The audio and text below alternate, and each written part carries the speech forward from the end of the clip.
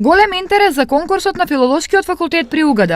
139 есеи на македонски и 40 на англиски јазик беа пријавени на конкурсот насловен како јазикот и неговата комуникацијска моќ. Им благодариме на сите што зедоа активно учество на овој конкурс и се надеваме дека оваа традиција и понатаму ќе продолжи.